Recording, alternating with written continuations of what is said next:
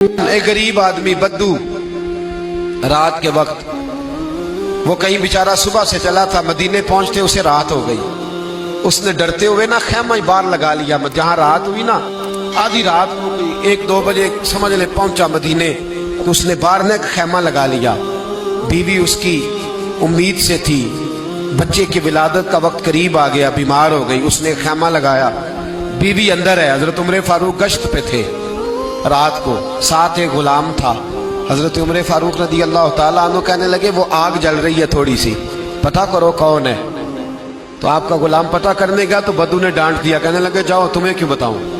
हजरत उमर खुद गए, कहने लगे मुसाफिर भाई बता तो सही। कहने लगा जी छोड़े, मैं आपको क्यों बताऊं, मैं कौन हूं, कैसे आया हूं। फरमाया खैमे के अंदर से कराहने की आवाज आती, कोई दर्द से चीख रहा है, बता हमें बात क्या है। कहने लगा जी मैं फलां बस्ती फलां इलाके का एक गरीब हूँ, अमीरुल मोमिनीन उमर फारूक से मिलने आया हूँ और रात हो गई है तो यहाँ खैमा लगाया है, सुबह मैं उनसे मिल के चला जाऊंगा। तो रात को तकलीफ देना पसंद नहीं किया, तो मेरी बीवी उम्मीद से थी, अब बच्चे की विलादत का वक्त करीब है, पास कोई नहीं। हजरत उमर कहने लगे तू ठहर, मैं अभी आया। चेहरे पे नकाब है, उसे बताया नहीं मैं ही अमीरुल मोमिनीन। उमर दौड़े गए, अपनी जौजा से कहने लगे अगर तुझे बहुत बड़ा अजर मिल रहा हो तो हासिल करेगी। क्या करूंगी, तो कहने लगे चल फिर मेरे साथ, बहुत बड़ा अजर है। एक दोस्त के यहाँ विलादत का वक्त है, जरूरत की चीजें साथ ले लो। उस औरत ने थोड़े दाने ले लिए, घी ले लिया। हजरत उमर से कहने लगी लकड़ियां इकट्ठी कर ले। अमीरुल मोमिनीन, काउंसलर की बात नहीं बता रहा आपको, मैं आपको एमपीए की बात नहीं बता रहा, एमएनए की बात नहीं बता रहा, जो 10 गांव को मिला के चेयरमैन बना उसकी बात नहीं बता रहा, उसकी बात बता रहा हूं जो 22 लाख मुरब्बा मील का हुक्मरान है। उसकी बात बता रहा हूं जो गली से गुजरे तो शैतान रास्ता ही बदल जाता है। उसकी बात बता रहा हूं जिसके बारे में मेरे मुस्तफा करीम सल्लल्लाहु ताला अलैहि वसल्लम ने फरमाया मेरा उम्र तो वो है कि 950 साल हजरत जिब्रील भी इसकी शान बयान करे तो अजमत खत्म नहीं होती। इतना बड़ा शख्स। हजरत उमर ने लकड़ियां इकट्ठी की, ईंटों का रोड़े लेके चूल्हा बनाया, पहुंच गए। आपकी जौजा कहने लगी ये थोड़े दाने डालने, घी डालने और एक लकड़ी लेके इसको हिलाएं, तैयार करें। खुद जौजा अंदर चली गई, हजरत उमर बाहर पकाने लगे। वो बद्दू कहते हैं मैं इस तरह का उनके साथ बिहेव करने लगा जैसे वो किसी चौकीदार के साथ नहीं करता। मैंने समझा ये उमर ने चौकीदार रखे आने जाने वाले मेहमानों का।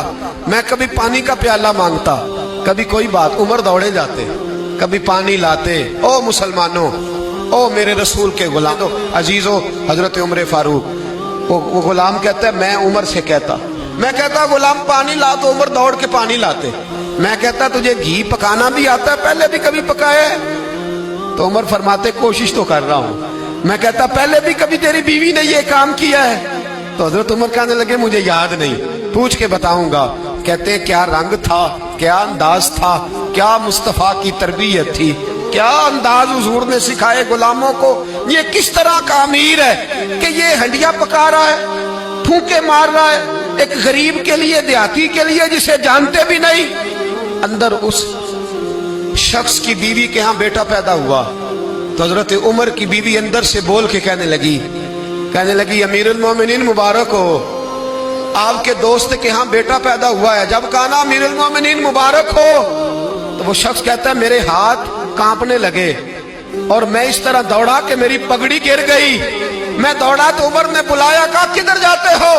कहने लगा आप अमीरुल मोमिनीन हैं, आप अमीरुल मोमिनीन, आप उमर हैं।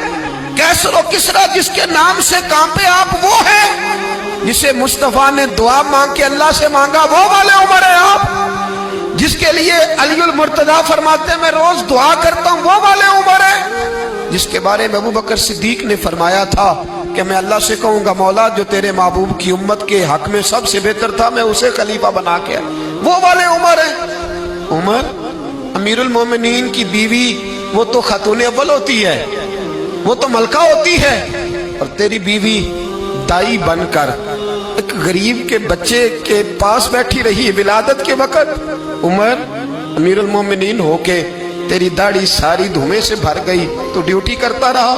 तो सैयदना उमर रो पड़े और उस बद्दू को सीने से लगा के कहने लगे तुझे पता नहीं तू कहाँ आया है, शहर का पता है?